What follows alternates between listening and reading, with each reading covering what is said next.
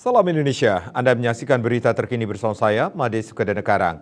Pemimpin Hizbullah Hasan Nasrallah dalam pidatonya berusaha menggambarkan kelompok ekstremis Hizbullah sebagai pembela yang gigih terhadap militan Hamas yang bertempur di Gaza tanpa melibatkan negaranya sendiri Lebanon ke dalam perang skala penuh dengan Israel.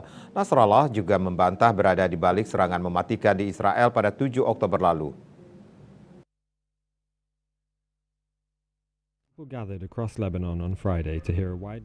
Nasrallah juga membantah bertanggung jawab atas pembantaian 1.400 orang di Israel pada 7 Oktober dan menggambarkannya sebagai 100% serangan warga Palestina dan mengatakan bahwa dia menganggap Amerika Serikat bertanggung jawab langsung atas perang yang mengakibatkan ribuan warga Palestina tewas.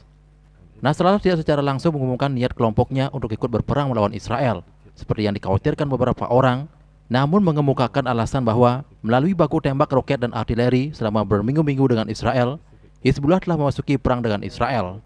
Selanjutnya Nasrallah mengatakan bahwa peningkatan ketegangan lebih lanjut di front Lebanon adalah kemungkinan yang realistis. Namun para analis mencatat bahwa dia menggambarkan tidak ada langkah konkret yang akan diambil oleh Hizbullah.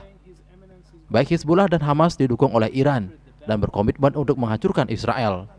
Amerika Serikat dan Uni Eropa telah menetapkan kedua kelompok tersebut sebagai organisasi teror.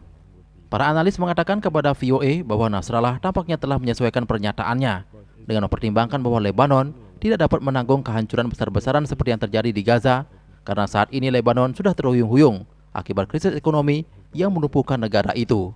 Almost a month in, this was Nasrallah's first public statement regarding the conflict, and despite the anticipation and the fiery delivery. Analis Lebanon Dania Koleilat Khatib mengatakan kepada VOA bahwa Hizbullah sedang memainkan peran psikologis terhadap Israel dengan terus menebak-nebak tindakan Hizbullah selanjutnya. Khatib menambahkan bahwa hal terpenting yang diserukan oleh Nasrallah adalah perlunya gencatan senjata di Gaza untuk mencegah perang regional habis-habisan.